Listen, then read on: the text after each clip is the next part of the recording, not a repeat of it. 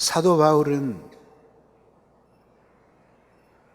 하나님의 위대한 계획이 우리를 구원하셨고, 그리고 우리를 위해서 하나님이 자기 아들도 아낌없이 내어주셨을 뿐만 아니라 그 아들이 보좌 우편에서 우리를 위해 간구하고 계시다는 구속의 사실을 우리에게 일깨워 주었습니다. 그렇습니다.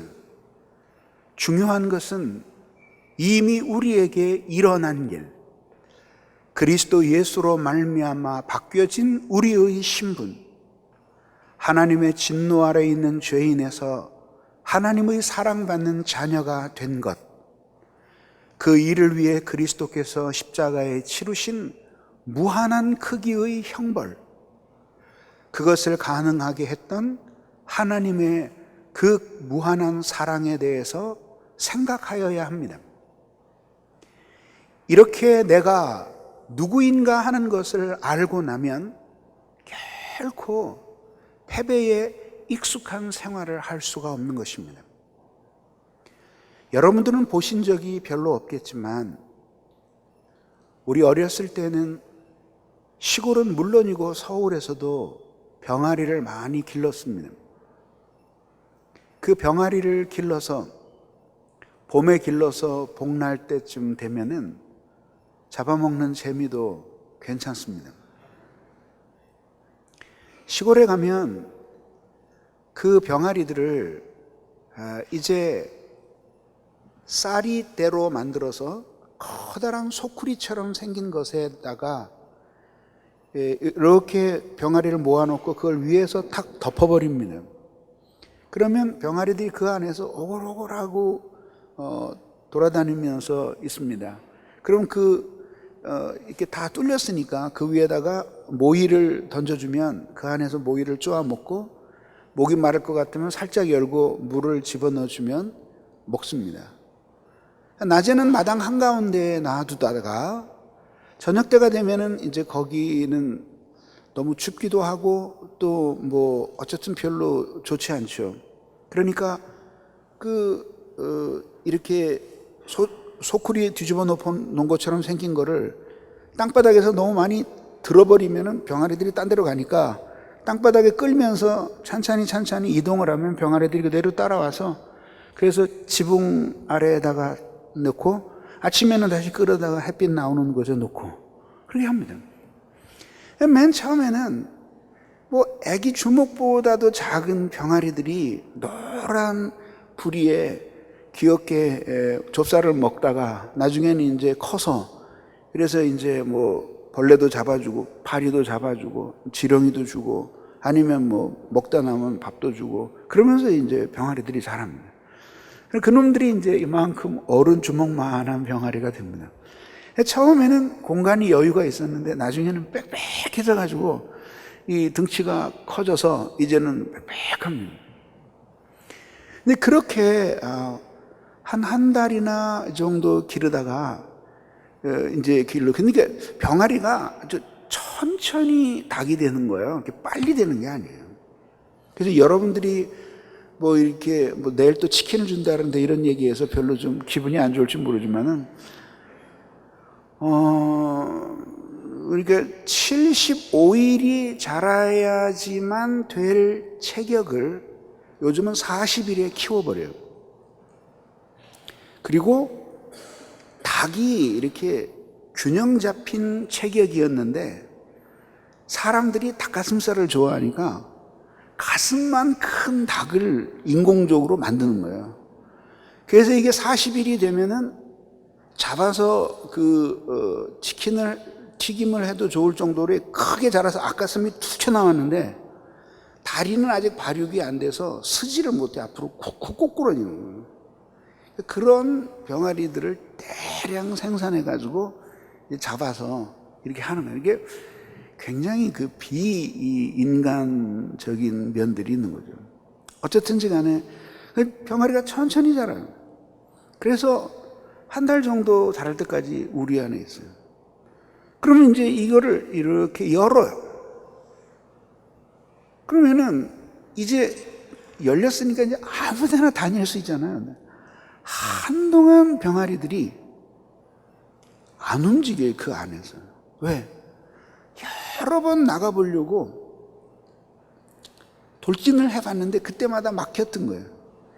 이 끊임없이 자기 울타리를 벗어나지 못한다는 실패의 반복된 경험이 학습이 되어서 거기를 넘어설 생각을 못하는 거예요. 그래서 뭐예요? 그러다가 이제 가서 땅바닥으로 발을 구르면서 병아리를 위협을 하면은 할 수 없이 확 튀어나가 보니까 그 다음에는 괜찮거든요. 아니요.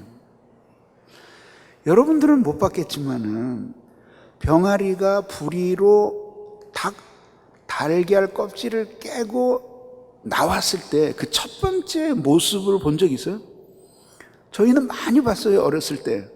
왜냐하면은 학교에서 집에 오는 길에 병아리 부화장이 있었어요. 그래서 이렇게 보면은 병아리가 이러고 있다가 톡톡톡톡톡톡톡 소리가 나면서 계란 껍질이 깨져요.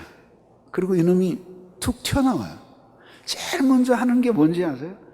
가만히 서서 고개를 좌우로 여기가 어딘가?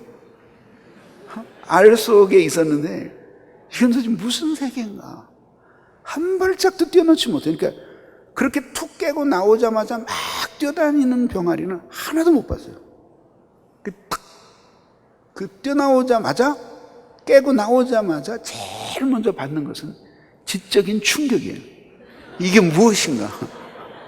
이게 무엇인가? 커다란 충격을 받는 거예요. 왜? 알 속에서는 도저히 상상도 못하던 세계가 펼쳐집니다. 그리고 이제 병아리의 일생이 시작이 되는 것입니다. 물론 식탁에서 끝나지만 말입니다. 똑같아요. 그래서 우리의 삶에 있어서 그리스도인의 삶의 가장 큰 비극은 현실로 약속을 덮어버리는 거예요. 현실로 약속을 덮어버리는 거예요. 더 정확하게 말하면 죄해지는 현실로 승리에 대한 복음의 약속을 덮어버리는 거예요. 그래서 패배에 익숙한 사람이 되어버립니다.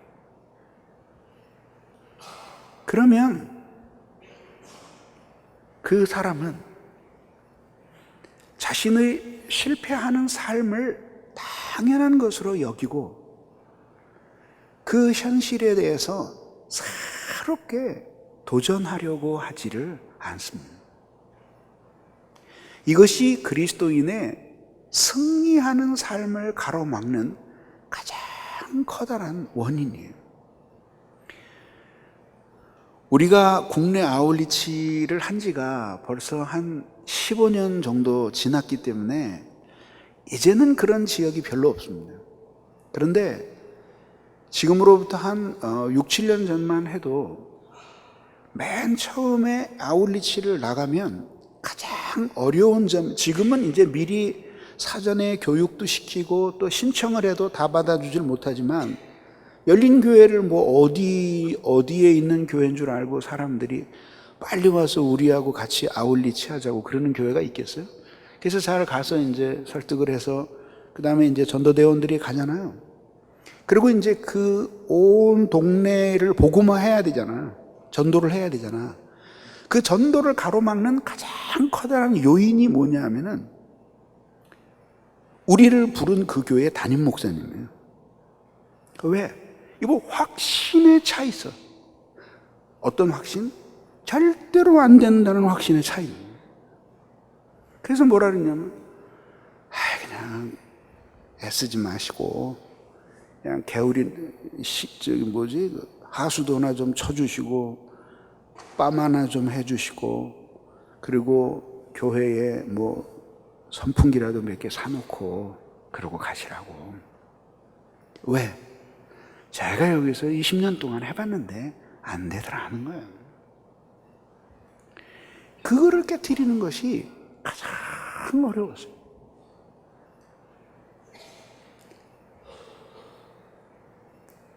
여러 번 해봤는데도 안 된다는 실패에 대한 반복이 학습이 되어서, 그래서 그 실패한 현실로 복음이 이렇게 놀라운 능력이 있다는 것을 성경이 우리에게 많이 가르치지, 복음이 이렇게 실패할 수 있다는 사실을 우리에게 가르치진 않잖아요.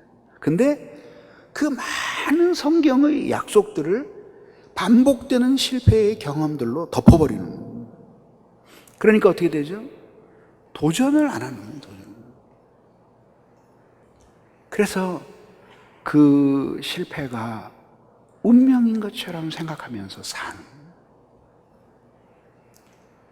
그것이 바로 승리와 거리가 먼 삶을 사는 그리스도인의 삶의 실제적인 이유다.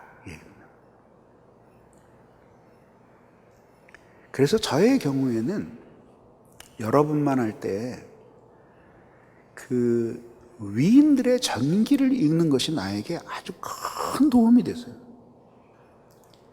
그래서 영적인 그 뛰어난 인물들의 자서전이나 전기를 읽으면서 뭐 그것이 뭐 100% 사실이라는 나라고 하는 그런 것도 있지만은 어쨌든 그럼에도 불구하고 그거를 읽으면서 어떤 생각을 하게 되냐면은 나 자신이 생각하는 신앙, 기도면 기도의 수준, 헌신이면 헌신의 수준, 아니면은 학문적인 지식이면 지식의 수준, 주님을 위해서 그리스도의 교회를 섬기는 어떤 열정이면 열정, 그 모든 것을 나 하나의 울타리 안에 갇혀서 주관적으로 그 판단하는 게 아니라 그런 사람들의 삶에 비추어서 나 자신을 판단할 수 있었어요. 그것은 항상 우리에게 우리를 겸손하게 만들죠. 왜? 전기를 쓰는 사람들이 그걸 읽는 사람보다는 훨씬 못한 무지랭이 같은 사람의 전기를 쓰진 않잖아요. 일평생 예수를 믿었는데 그냥 세상과 교회 사이를 오락가락 하다가 마지막에 확신도 없이 이 위인은 죽었다. 그런 걸 쓰는 사람은 없잖아요. 그러니까 모두 나보다는 탁월한 사람들에 대한 이야기예요. 그걸 보면서 커다란 격려와 도전을 받게 되는 거예요. 저는 여러분들에게도 권해요. 한 3년 동안 집중적으로 그렇게 전기 읽는 일에 열심을 내고 항상 그 전기를 끝마칠 읽고 나서 덮을 때에는 가슴이 어떤 때는 막 깊이 낙심되기도 하고 어떤 때는 벅차오르기도 하고 스펄전의 생애 같은 걸 읽으면서 새벽에 읽고 옥상에 올라가면은 막 가슴이 터질 것 같이 우리 모두가 이 사람처럼 살자고 외치고 싶은 그런 마음이 들었었어요. 그것이 굉장히 중요한 거죠. 그래서 우리가 가진 기독교에 대한 경험 말고 건전한 신학과 주님을 사랑하는 마음으로 하나님의 진리를 체험했던 사람들의 이야기를 들으면서 이런 승리하는 삶이 있을 수 있구나 생각을 하게 됩니다. 여러 해 전에 부산으로 설교를 하러 내려갔는데 어느 형제 자매가 집회 끝나고 나오는데 나한테 와서 인사를 하면서 열심히 열린교회 설교를 들고 있다 그러면서 넥타이 하나하고 편지하고 주고 갔어요. 나중에 이제 그 형제 자매가 우리 교회로 왔어요, 결국은. 근데 숙소에 가서 이렇게 편지를 뜯어보니까 지금도 잊혀지지 않는 구절 하나가 그거예요. 승리, 환희, 희열, 기쁨, 이런 단어들은 상상 속에서나 존재하고 성경 속에서나 있는 것으로 알았습니다. 나의 삶과는 거리가 멀었습니다. 그런데 사실 우리도 그것을 경험하며 살 수 있도록 하나님이 만들어주신 약속이 있다는 사실을 체험하고 있습니다. 이런 내용으로 편지를 썼어요. 그래서 한번 결정적으로 승리해 본 사람들은 다시 싸울 수 있는 용기를 갖게 되는 거예요. 그렇지 않겠어요? 강력한 용기를 갖게 되는 거예요. 용기를 갖게 되는 거예요. 저는 최근에 마가릿 대처의 생애를 그린 영화를 혼자 시청했어요. 좀 깊은 감동을 받았어요. 거기에 몇 개의 코드가 깔려 있는데, 존 하이에크와 그 다음에 존 하이에크와 그리고 우리들이 잘 아는 J.M. 케인즈의 경제 이론의 대결에 대한 코드가 그 속에 깔려 있는 거예요. 소위 얘기하는 나중에 시카고 학파의 그 신자유주의로 이어지는 프리드먼 같은 사람들의 이론들이 그 안에 깔려 있는 거예요. 그런 걸 코드를 알면서 보면은 아주 재밌어요. 그래서 마지막에 그런 대사가 나오잖아요. 모두 그 길로 돌아가라고 하세요. 이 숙녀는 가지 않겠습니다. 이게 왜냐하면 경제정책의 길을 얘기하는 거거든요. 근데 사실은 더 깊은 감동을 주었던 것은 아르헨티나와의 전쟁이었어요. 아르헨티나와 포클랜드라고 하는 조그만 그 섬이 있었잖아요. 그거를 아르헨티나가 어쨌든 역사적인 연관성을 가지고 자기네 땅이라고 우기면서 결국 공격을 했죠. 그래서 영국 해군 300명이 그대로 모두 몰살을 합니다. 그때 대처가 300명의 가정에 모두 친필로 편지를 써요. 며칠 동안을 편지를 써요. 그리고 보내고 전쟁을 하기로 결심을 하는 거예요. 그런데 많은 사람들이 말렸어요. 많은 사람들이 말렸어요. 제일 먼저 미국이 국무장관을 파견해서 그 경제적인 이익도 없고 작은 섬 하나를 가지고 전쟁을 하면 좋을 게 뭐가 있느냐. 평화롭게 회담을 통해서 문제를 풀자. 그랬더니 이야기하죠. 당신네도 그런 조그만 섬 하나가 있었죠? 하와이. 그래서 그 작은 섬이 공격당할 때 본토로부터 너무 멀리 떨어졌다고 덮었나요?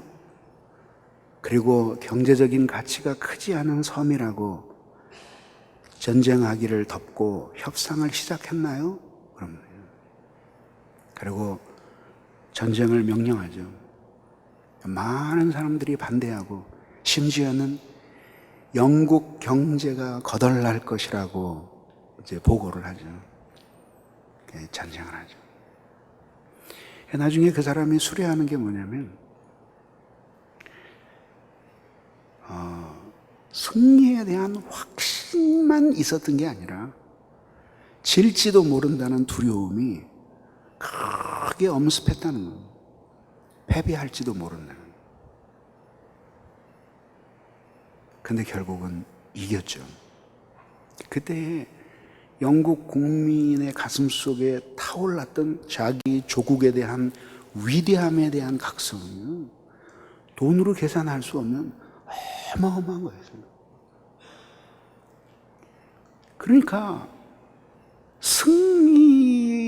승리할 수 있다는 약속을 우선 믿는 것, 그리고 삶의 작은 부분에서도 하나님의 은총에 의한 승리를 경험해 보는 것, 이것은 더 큰 승리로 나아가는 중요한 전진입니다.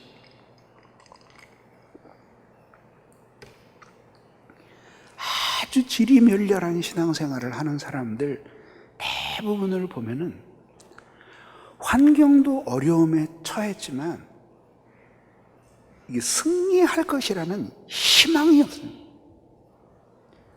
결국은 그 희망이 없는 낙심의 상태가 사실은 영적인 죽음의 상태예요. 사실상 죽음의 상태예요. 그래서 제가 종종 여러분들에게 그런 질문하잖아요. 주님이 지금 탁 오셔서 또 소원이 뭐니 한 가지만 얘기해봐라. 그럴 때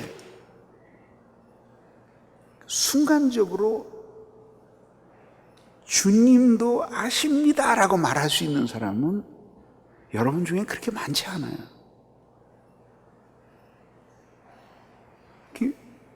주님도 아십니다라고 말하려면 뭐 해야 돼?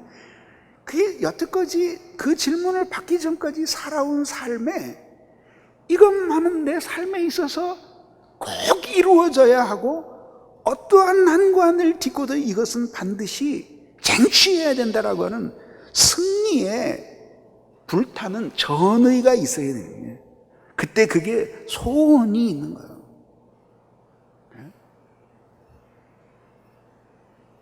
그죠? 그러니까 예수님은 우리에게 그럼 무슨 소원에 불타기를 원하셨는가? 그게 개별적으로는 각각 다르겠죠, 그죠? 그렇지만은 큰 틀에서 놓고 보면은 여러분들이 지금 배우고 있는 이 주기도문이 그렇게 우리들의 가슴 속에서 불타기를 원하셨던 그 소원들이 이 땅에서 하나님의 구원 사역을 이루어가는 핵심이기 때문인 거죠.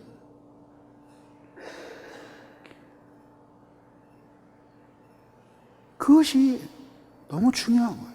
그러니까 제일 먼저 꾸짖어야 될 것은 뭐냐면 여러분 앞에 있는 현실이 아니에요. 제일 먼저 꾸짖어야 될 것은 여러분 자신이에요. 자신. 이렇게 아들을 아낌없이 내어주신 하나님이 계시고, 그러니 하나님이 아들을 내어주셨으니 그보다도 덜 중요한 것들이 우리에게 필요하다면, 그리고 우리가 그것을 열렬하게 하나님께 간구한다면 왜 안 주시겠는가? 라고 하는 것. 그리고 그렇게 주신 예수 그리스도가 우리를 위해서 십자가에서 우리의 모든 죄를 대속하고 우리를 하나님 앞에 진노의 자녀였다가 하나님의 사랑을 받는 진노의 자식이었다가 하나님의 사랑을 받는 자녀로 바꿔주신 후에 지금도 보좌 우편에서 우리를 위해서 간구하고 계시는데,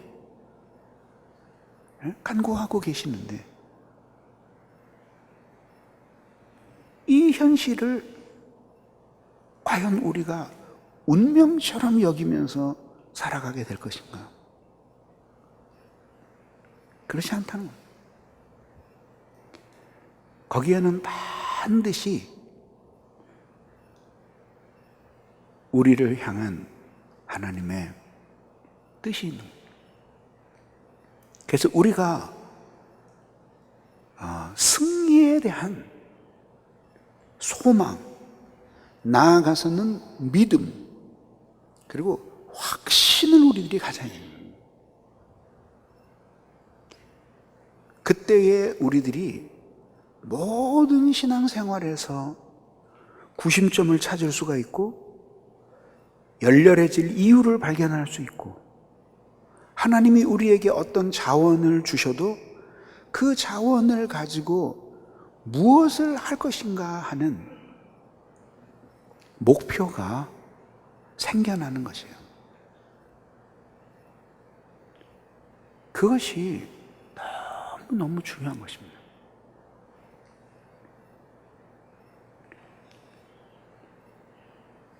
마치 병아리 우리 아래에 있어서 오랜 동안의 실패에 익숙해져서 거기를 벗어나지 못하는 병아리들처럼 그렇게 살아가는 것이 여러분들의 모습이 아닌지 한번 진지하게 물어보기를 바랍니다. 하나님께서 이스라엘 백성들에게 출애굽을 약속하시고 가나안 땅으로 들어가는 것까지 아주 넉넉히 잡아도 2달에서 석 달이면 도착할 수 있는 거리예요. 그런데 40년이 안 되는 약 39년 동안을 방황하게 돼요. 아주 단순한 사건 하나 때문이었어요. 정탐꾼을 보냈죠. 그러더니 가서 그들은 2사람 빼놓고 모든 사람들이 절망적인 보고를 했어요. 우리는 그 사람들 앞에 서니 메뚜기 같더라. 우리는 결코 이기지 못할 것이고 우리는 그들에게 파멸될 것이다. 이 보고를 듣고 보고를 하였을 때 또 다른 2사람이 하나님의 약속과 희망에 대해서 일깨워 주었어요. 하나님이 우리와 함께 하시면 우리는 반드시 이길 것이다. 그 아름다운 땅을 우리들이 차지하게 될 것이다 라고 얘기해요. 그랬더니 그 2사람의 약속과 희망에 관한 보고는 믿지 않고 절망과 실패에 관한 보고를 믿으면서 온 백성이 땅을 치며 통곡하면서 울었어요. 그리고 하나님과 하나님께 소명을 받아서 자기들을 거기까지 데려온 모세를 원망했어요. 이 가장 단순한 사건 하나로 말미암아서 40년이라는 긴 세월 동안을 이스라엘 백성들이 광야에서 애굽에서 출발한 사람들이 거의 죽을 때까지, 모두는 아니지만 거의 죽을 때까지 그렇게 비참한 시련의 길을 걸어야 했던 것이에요.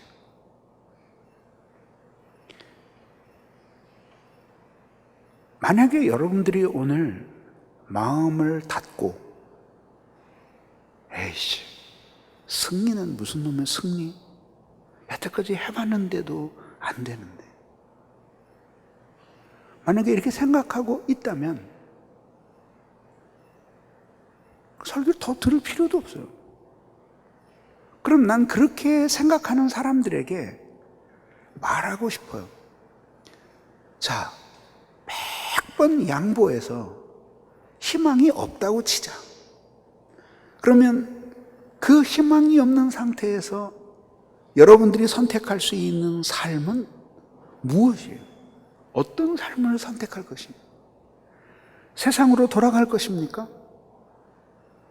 이미 세상에도 여러분들은 회개하고 주님께 돌아올 때 이 세상에서는 이미 낙인 찍혀 지명수배된 사람들이 됐어요. 자, 그리스도께로 돌아가자니 그건 싫어. 그럼 뭐가 기다리고 계세요? 이 신앙과 배교 사이에서 끊임없이 방황하면서 죽도록 고생하고 영혼의 어떤 평안과 안식도 없는 삶이 계속될 것인데 그게 사실은 지상이 아니라 지옥이에요, 지옥. 그게 지옥이에요. 그게 바로 지상에서 경험하는 지옥의 삶이에요. 모든 사상에 하나님이 없다고 확실히 믿고 그리고 그 다음에 짐승처럼 사는 사람들은 이 세상에서 지옥까지 경험하지는 못해요. 왜? 그걸 지옥이라고 생각을 안 하는 거예요. 그러면 여러분들이 어떤 마음을 가지고 살아야 되겠는지 한번 곰곰이 생각해 봐요. 그렇게 자신이 끊임없이 실패하는 현실로 하나님이 복음을 통해 약속하신 엄중한 약속을 덮어버리는 그 태도를 가리켜서 성경은 불신앙이라고 부르는 거예요. 불신앙이라고 하는 것은 잘 믿으려고 하는데 자꾸 의심이 생기는 게 아니라 안 믿기로 결심을 한 거예요. 마치 모세가 노뱀을 들며 불뱀에게 물린 사람들에게 노뱀을 들며 자 여기를 봐라 살 수 있다 그랬을 때 끝까지 안 쳐다보는 사람들이 있었어요. 그럼 이거 보면 되는데 싫다는 거예요. 그게 불신앙이에요. 그러면 하나님은 우리를 예수 믿게 변화시켜서 신앙은 우리의 영혼의 양식이에요. 그래서 우리가 하나님의 약속을 잘 믿으면서 살아갈 때 우리의 영혼은 막 양식을 먹으면서 기뻐하는 거예요. 그래서 이 양식이 두 통로를 통해서 들어오는 거예요. 한편으로는 신앙을 통해서 들어오고 한편으로는 학문적인 지식을 통해서 들어오는 거예요. 신학 지식을 통해서 들어오는 거예요. 이게요. 같이 들어오는 거예요. 그러면서 이 영혼의 양식을 삼게 됩니다. 기뻐하는 거예요. 그렇게 살도록 하나님이 만드셨고 그렇게 살도록 하나님이 변화시킨 사람인데 이 양식이 들어오질 않는 거예요. 패배를 자기 운명처럼 생각하면서 사는 사람이 설교를 하나님 말씀을 들으면서 가슴이 벅차오른다. 무엇 때문에 벅차오르겠어요? 소망이 없는데 무슨 벅차오를 것이 있겠어요? 그렇지 않아요? 그것이에요. 오늘 그것을 여러분들이 깊이 하나님 앞에 생각하고 어디서 떨어졌는가를 생각을 하고 희망을 잃어버린 거에 대해서 항상 여러분들은 스스로도 피해자라고 생각하는 거예요. 왜? 하나님이 내 환경을 이렇게만 안 만들어 주셨더라면 나도 희망을 가졌을 텐데. 왜 하나님은 뭐 하나 되는 일이 없도록 나를 이렇게 방치하실까? 사실은 그게 아니라 여러분 스스로 그 희망을 버린 거죠. 불신앙으로 그 희망을 버리는 거예요. 그것에 대해서 깊이 회개해야 돼요. 그러면서 시작을 해야 되는 거예요. 성경은 오늘 그리스도의 구속의 사랑을 기초로 하나님이 우리를 이기게 하신다고 말합니다. 그런데 그 이기게 하는 도구가 그리스도의 사랑이에요. 그리스도의 사랑으로 이기게 하시는 것입니다. 이 모든 일에 우리를 사랑하시는 이로 말미암아 우리가 넉넉히 이기느니라. 제일 먼저는 세상 속에 살고 있는 신자의 현실에 대해서 아주 길게 제시되고 있어요. 환난이나 곤고나 박해나 기근이나 적신이나 위험이나 칼이랴 기록된 바 우리가 종일 주를 위하여 죽임을 당하게 되며 도살할 양같이 여김을 받았나이다 함과 같으니라. 환난이 오고 곤고하고 핍박이 오고 굶주리는 기근이 오고 하나님의 백성이라는 이유 때문에 온 몸의 옷을 벗기고 벌거숭이가 되어서 형벌을 받는 처지에 놓여요. 하나님의 뜻대로 살기 위해서 때로는 커다란 위험을 당해요. 그리고 때로는 커다란 죽음의 위협 앞에 직면하기도 합니다.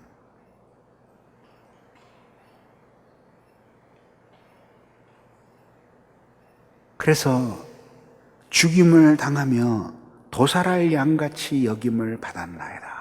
시편 44편의 맥락은 이스라엘 백성들이 이방 민족에게 짓밟혀서 마치 하나님이 승냥이 떼에게 먹잇감을 넘겨주신 것 같이 이방 민족에 의해서 짓밟히는 비참한 이스라엘의 현실을 탄식하는 장면이에요.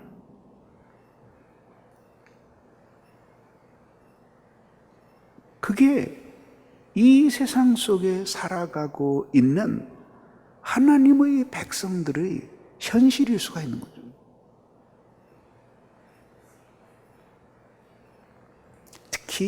특히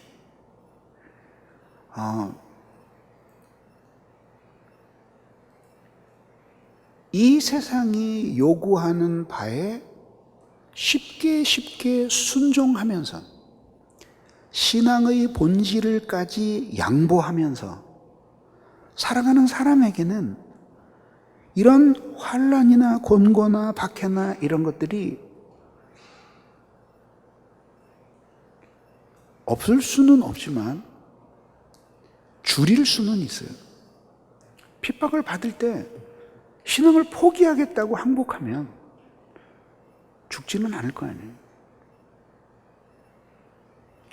그 대신 자신의 영혼이 죽겠죠. 그러나 만약에 한 그리스도인이 하나님의 뜻대로 살겠다고 깊이 결단하고 올곧게 그 길을 걸어가면 결국은 세상과 항상 평화를 누리며 살 수는 없어요. 우리는 그렇게 살기를 온 마음을 다해서 힘써야 해요. 그렇지만 결국은 환난도 당하게 되고 박해도 당하게 되고 적신과 위험과 칼의 위협에 놓이게 돼요. 그게 이 세상을 살아가는 신자의 현실이에요. 정도의 차이는 있지만 이런 갈등과 고통은 세상 끝날까지 계속될 거예요. 그런데 하나님이 신자에게 주는 최고의 행복은 안전한 피난처에서 이러한 세상의 환난과 곤고, 박해, 기근, 적신, 위험, 칼, 죽음의 위협 같은 것들을 피해서 홀로 안락하게 사는 것이 성도의 행복이 아니에요. 오히려 성도의 진정한 행복은 그런 현실 속에 자신이 온 몸을 던져 그 현실과 맞싸우면서 그러면서 그 현실을 극복하고 변화시키는 삶을 사는 거예요. 그것이 바로 진정한 그리스도인의 행복이에요.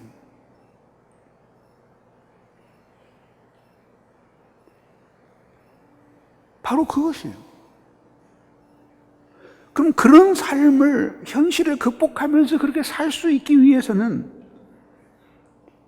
결국은 무엇인가 그 현실 속에서 그것을 극복하고 이기며 살게 하는 그 무엇이 우리에게 있어야 하는 겁니다. 그래서 제가 늘 하는 말로 있는 건 있는 거고 없는 건 없는 것이기 때문에 결국 막다른 상황에 접어들게 되면 있는 것을 없는 것처럼 할 수도 없고 없는 것을 있는 것처럼 속일 수도 없어요. 결국은 그것이 드러나게 되는 것이죠. 그런데 오늘 성경은 이기게 하시는 하나님을 우리에게 말합니다. 우리를 사랑하시는, 우리를 누가 그리스도 사랑해서 끊으리요? 우리를 사랑하시는 이로 말미암아 우리가 넉넉히 이기느니라. 그러나 라는 말이 나옵니다. 우리는 종일 도살당할 양같이 여김을 받았나이다 함과 같으니라. 그러나 앞에 있는 모든 상황을 완전히 뒤집어 버리는 낱말이에요.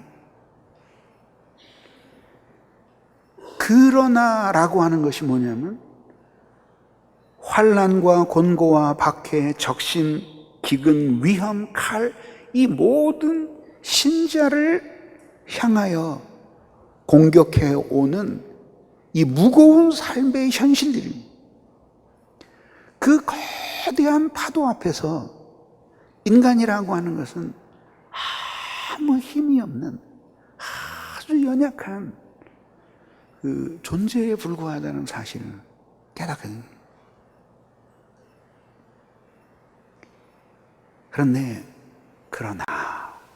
그러나 이 모든 일에 우리를 사랑하시는 이로 말미암아 우리가 넉넉히 이기느니라.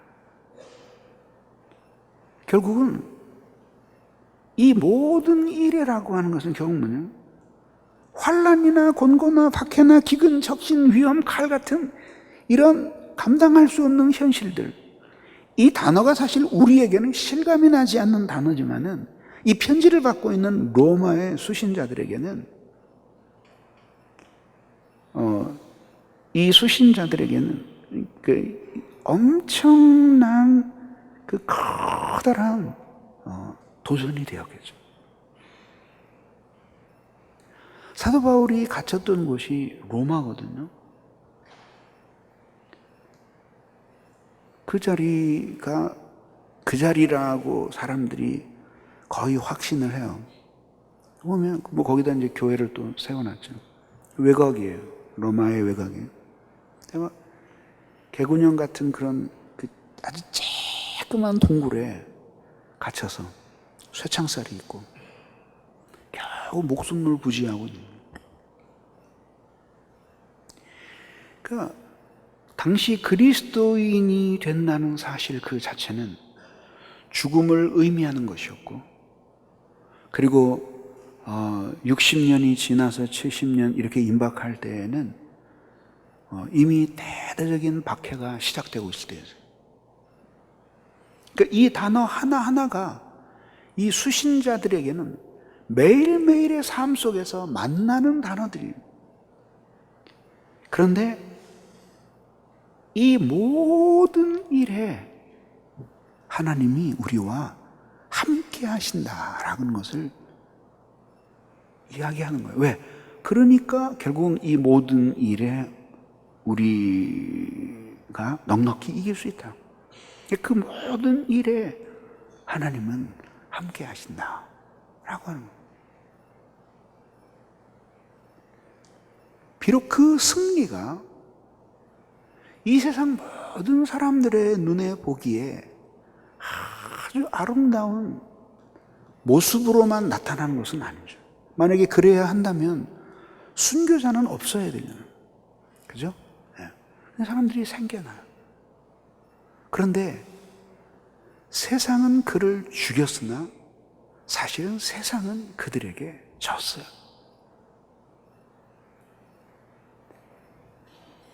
그 초기 그리스도인의 역사에 나오는 이야기인데, 기독교인들이 카타콤으로 숨잖아요. 카타콤은 밑으로 내려가면 그 동굴이 어디까지 이어지는지를 몰라요. 이게 자연 동굴이에요. 어디까지 이어지는지 모르고, 여러 해 전에 일본에 있는 언론사의 기자 둘이 취재를 하겠다고 들어갔는데 실종됐어요. 못 찾았대요. 그런데 숨어 있다가 거기서 회합을 갖고 예배를 드리고 그리고 피해 다니는 거예요. 이게 굶어 죽게 되잖아요. 근데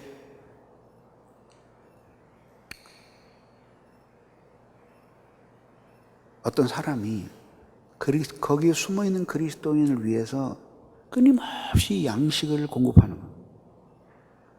나중에 들통이 났어요. 알고 보니까 이 사람이 황제의 경호대장이에요. 로마는 엄청난 충격을 받았죠. 그리고 그 사람이 결국은 어떤 식으로 죽임을 당하냐면, 한 사람을 놓고 수십 명의 사람이 에워싸고 한 사람에게 화살을 쏴요. 그리고 온 몸이 고슴도치처럼 되어서 죽어요. 근데 그 죽는 그 모습이 놀라운 선교의 재료가 됩니다.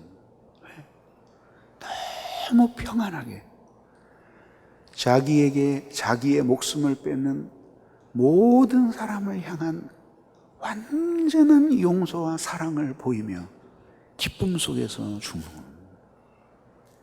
유명한 일화예요.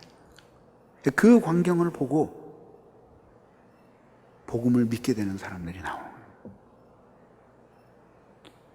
거예요. 이런 사람들이 이 세상이 감당할 수 없는 사람들이에요.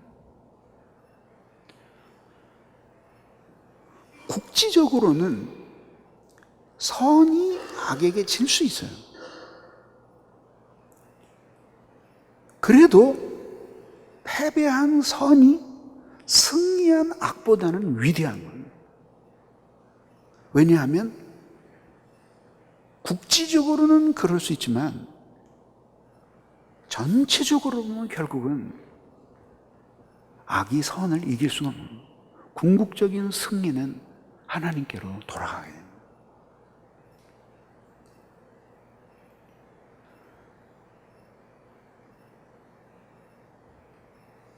하나님이 우리를 이기게 하시는데 누구를 통해서 하시냐면은 이 모든 일에 우리를 사랑하시는 이로 말미암아 우리가 넉넉히 이기느니라. 우리를 사랑하시는 이가 누구예요? 처음에 나오잖아요. 누가 우리를 그리스도의 사랑에서 끊으리요. 하나님의 사랑이 아들에게 부어지고 그 아들을 통해서 우리를 사랑으로 묶으시는 하나님의 경륜을 여기서 보게 되는 거예요. 그러니까 하나님이 세상을 이처럼 사랑하사 독생자를 주셨지만 독생자가 이 세상에 오시고 십자가에 죽으시고 부활하신 후에는 이제는 그 독생자 예수의 사랑으로 하나님이 그 독생자 예수를 통한 사랑으로 우리를 붙드심으로써 우리가 그로 말미암아 넉넉히 이기는 생활을 하게 되는 것입니다. 여기에서 우리들이 너무나 잘 아는 진리지만 익숙한 진리이지만 잊고 있는 한 가지 사실을 발견하게 되는 거예요. 그게 뭐냐면 승리하는 삶의 실제적인 비결이에요. 그게 뭐야? 우리를 사랑하는 이로 말미암아 우리가 넉넉히 이기느니라.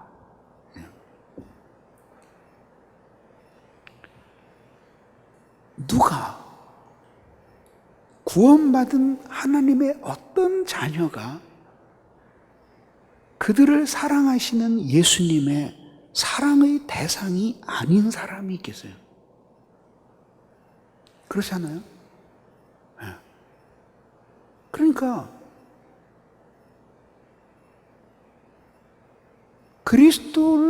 그리스도께서 구원하신 사람들이 어느 한순간도 그리스도의 사랑의 대상이 아닌 적은 없는 거예요. 그리스도의 사랑의 대상은 이미 구원받은 사람들뿐만 아니죠. 그래서 예수님이 뭐라 그러죠?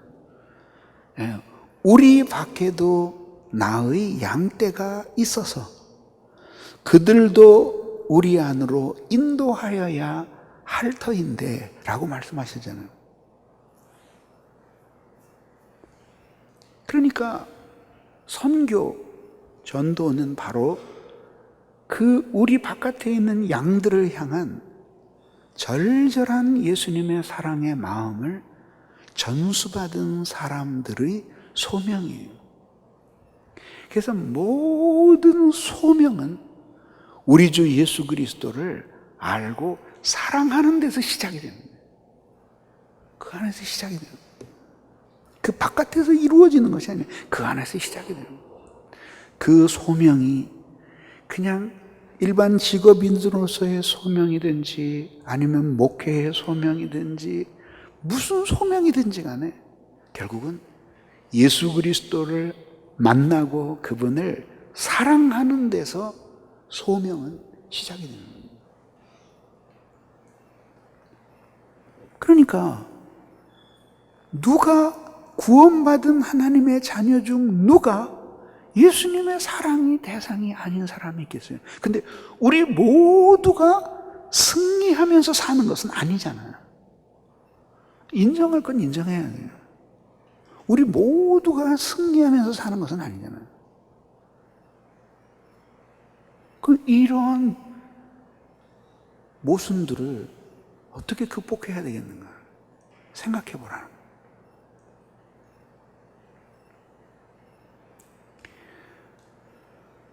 자, 한번 마음을 이 본문에 깊이 녹여서 한번 이 편지를 기록하고 있는 사도 바울과 일체를 이루어 보세요. 사도가 이렇게 말하죠. 그러나 이 모든 일에 우리를 사랑하시는 이로 말미암아 우리가 넉넉히 이기느니라고 말할 때 이 우리, 사도 바울이 포함되어 있는 이 우리, 사도 바울이 그렇게 우리라고 하는 사람 속에 들어있는 한 부분으로서의 자신을 두고 생각할 때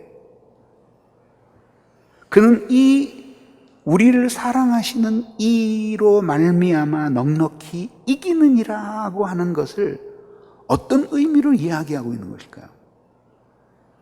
아주 더 쉽게 질문을 하자면 단지 막연한 의미에서 구원받았으니까 누구도 구원받은 사람을 하나님이 미워하시는 사람이 없다는 의미에서 그냥 사랑받는 사람이라는 거예요? 아니면은 그 사랑을 알고 자신도 그리스도 예수를 뜨겁게 사랑하고 있다는 거예요? 전자예요, 후자예요? 그렇죠. 그거죠. 사랑은 일방적인 것이 아니에요. 그 자체가 교통적인 거죠. 그러니까 우리를 사랑하시는 이로 말미암아 우리가 넉넉히 이기느니라고 담대하게 말할 수 있는 사람은 이미 그리스도께서 자기를 사랑하셨을 뿐만 아니라 자신이 그 그리스도를 뜨겁게 사랑하고 그 그리스도께 붙들려 사는 사람, 그 사람이 바로 승리를 확신하는 거예요.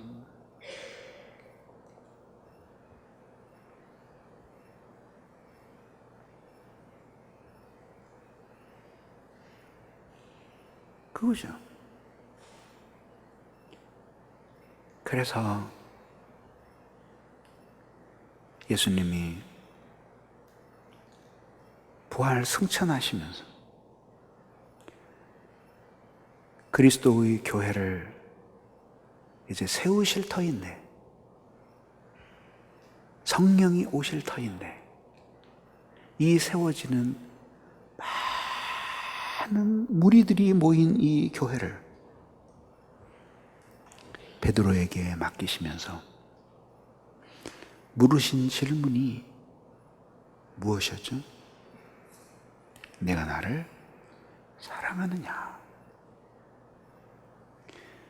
일을 사랑하고 사람을 사랑하고 자기의 신념을 사랑하고 목표를 사랑하는 것이 아니라 내가 나를 사랑하느냐.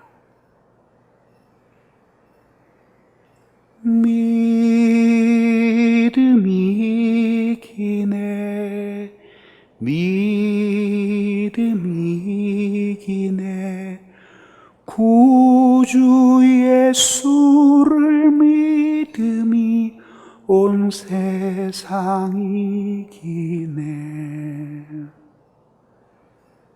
그 믿음에서 오는 인격적인 그리스도를 향한 사랑,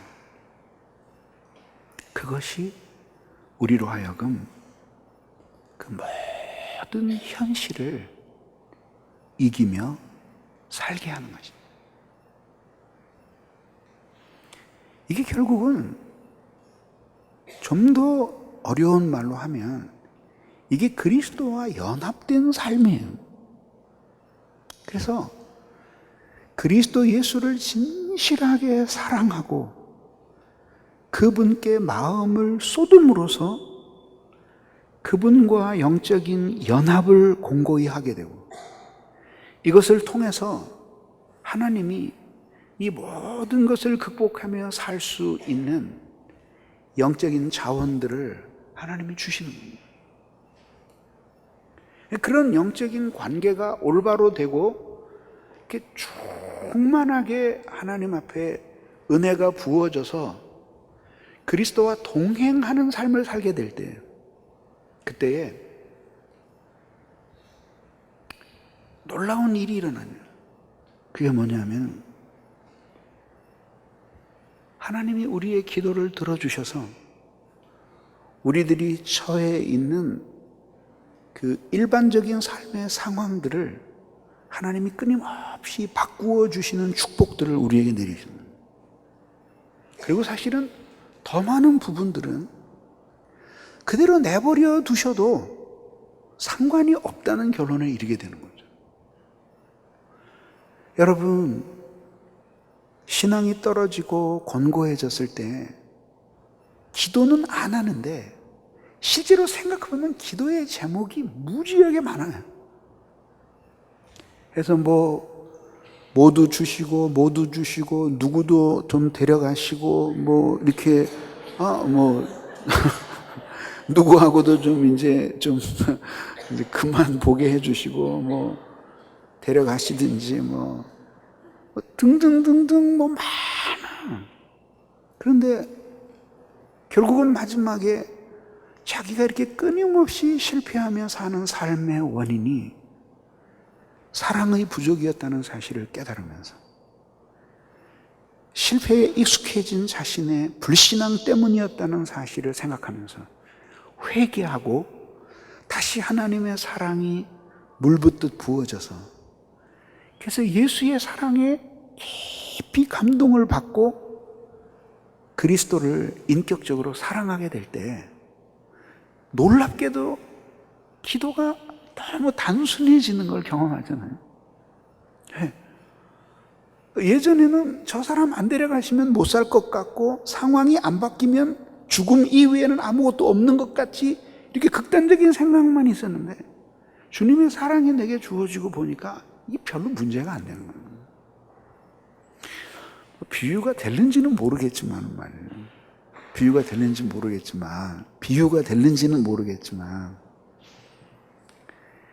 한 10년쯤 티코를 탔다고 생각을 해요. 우리 교회가 맨 처음에 개척할 때 처음 산 차가 다마스였어요. 그것도 그 LPG 넣는 다마스였어요. 근데 그 차는 정말 차라고 하기에는 장난감 같아요. 지금도 2개 있지만은. 근데 그게 좋은 점이 있어요. 애들 데리러 다닐 때 골목 다니기 너무 좋아요. 자꾸만 골목. 근데 어쨌든 심하게 얘기하면은 그 길 가다가 껌을 밟아도 자동차가 시동이 꺼진다 그럴 정도로 힘이 없는 차는. 어쨌든 그런 차가 있다. 그런데 그런 차를 가지고 이제 그 태백산 같은 데를 넘어야 된다. 그것도 추운 겨울에. 그러면 참 기도가 많이 필요할 거예요. 그러나 만약에 4휠 드라이브로 된 한 5000cc의 크라이슬러 지프를 타고 넘는다면 그렇게 절박하게 계곡이 나오지 말게 해 주시옵소서, 개울을 건너지 말게 해 주시옵소서 기도할 필요가 없어요. 결국은 조금 전에 그렇게 기도의 제목이 많았던 게 믿음이 훌륭해서가 아니라 그걸 극복할 수 있는 자원이 없으니까 모두 기도의 제목이야. 모두. 그것도 좋은 의미에서 하나님을 의존하는 기도의 제목이 아니라 저 사람하고는 도저히 관계를 맺기가 힘듭니다. 데려가 주십시오. 근데 그 충만한 게 부어지고 나면 그런 사람 사랑하면서 사는 것이 나에게 기쁨이고 소망이 되는 거예요. 삶의 이유가 돼요.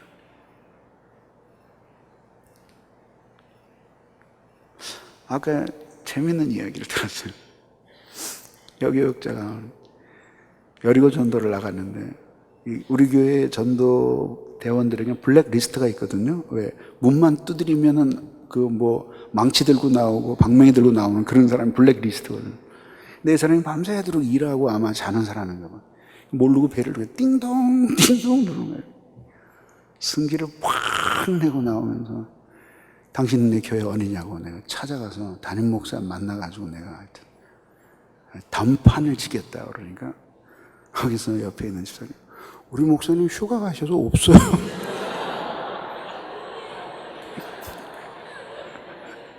그 얘기할 대목이 아닌데 어쨌든 그러면 그 다음 목사라도 만나겠다고 그러고 이제 빗자루인가 막대기를 들고 교회까지 왔대요. 근데 뭐 교육자 다 없고 이종숙 전도사 혼자 있더래요. 이종숙 전도사님이 그런데 기가 꺾일 분이 아니지. 일단 막대기부터 놓으시고 말씀하시죠. 흥분하지 마시고 막대기부터 놓고 말씀하시죠. 뭐 추워도 그 정도에 꺾일 사람이 아니에요. 이 정도에 꺾일 사람은 교회에서 부르지도 않았죠. 그래서 내가 그랬어요. 그런 사람 10명이 와봐라. 교회에서 꺾일 여전도사들이 누가 있나. 누가 꺾이겠냐. 오승려 전도사가 꺾이겠냐. 이명희 전도사가 꺾이겠냐. 누가 꺾이겠냐면 봐요. 안 꺾여. 왜? 자원이 내게 많으면 두렵지 않은 게 뭐가 두려워. 그러니까 그게 기도의 제목도 사실은 아니었는데 그 살림하는 거하고 똑같아. 하나들이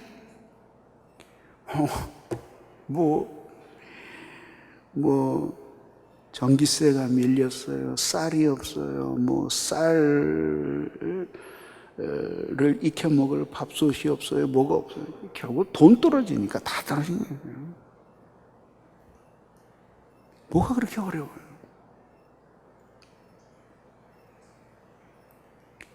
그래서 여러분들의 가장 커다란 숙제는 다시 원천으로 돌아가는 거예요. 그게 뭐예요? 평생의 숙제는 뭐냐 하면 회심할 때 그렇게 살고 싶었던 그 삶.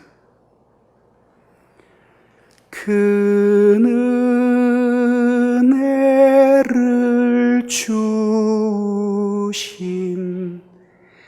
내 예수시니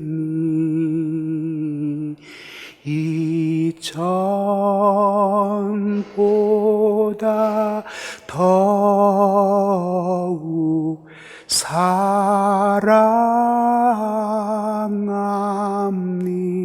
사랑합니다. 그거예요. 그 마지막으로 회개하게 됩니다.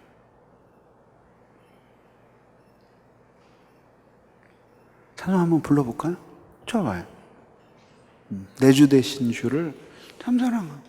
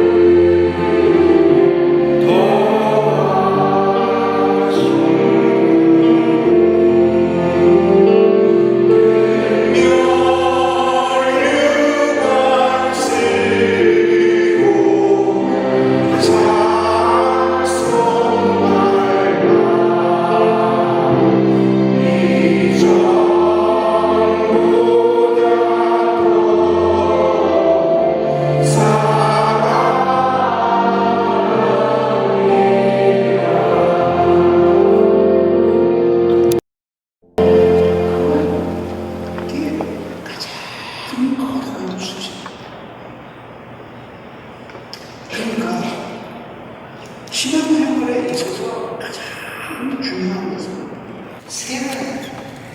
그는 세 가지죠. 어느 하나라도 결핍되면 나머지 있는 것도 온전해지지 않고 오래 있기 어려워요.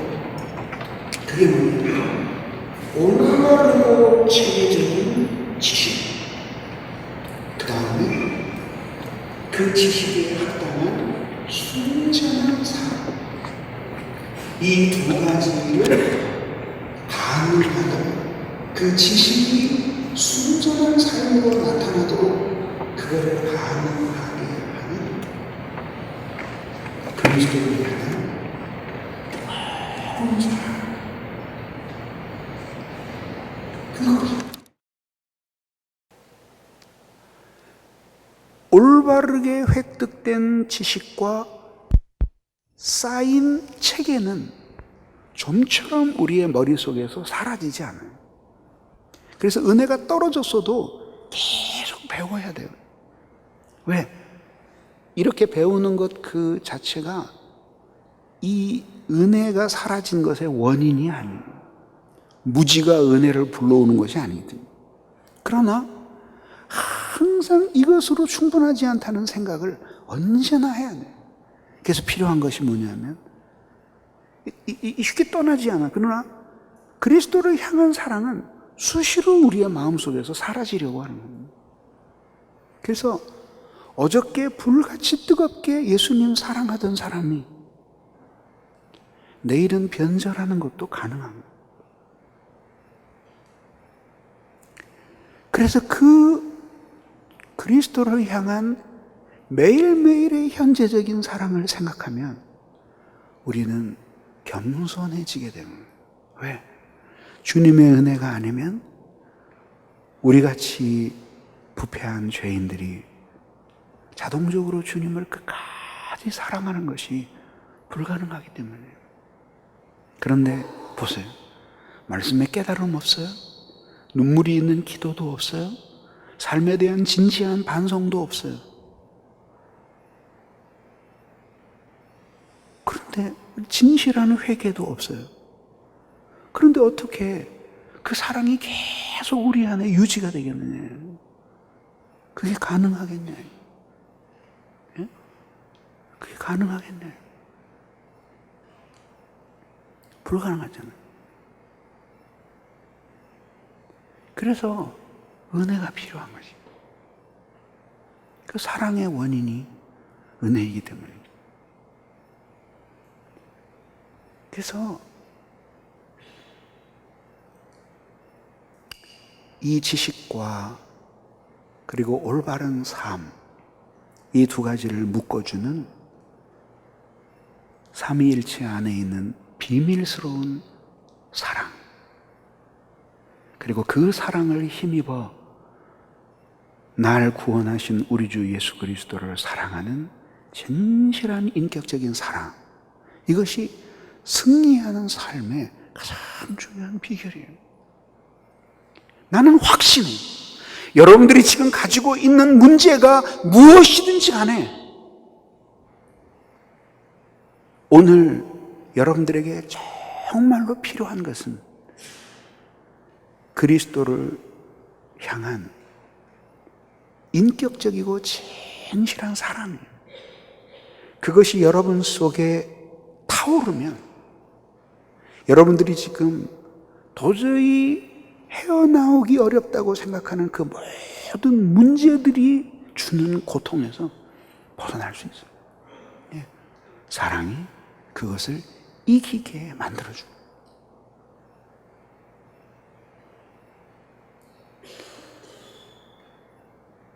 아마 우리가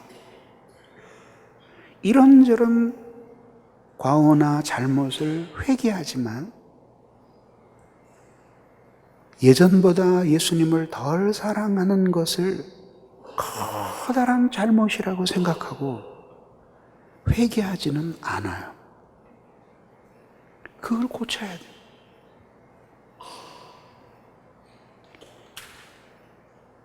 그러므로 오늘 이 시간에 여러분들이 하나님 앞에 나의 이 복잡해 보이는 모든 삶의 문제의 중심에 고갈된 사랑의 고갈이 있었습니다. 주님을 사랑하는 착한 인격, 거기에서 나오는 헌신된 삶, 그 안에서 나오는 진실한 실천, 그리고 내가 사랑하는 우리 예수님을 어린아이처럼 의지하며 순종하는 삶, 그것의 결핍이 우리로 하여금 수많은 실패에 익숙해지도록 만든 거죠. 그래서 오늘 이 시간에 어디서 떨어졌는지를 깊이 생각하며 그 사랑을 다시 회복할 수 있도록 우리에게 은혜를 달라고 하나님께 비는 여러분들이 되시기를 바랍니다. 기도하겠습니다.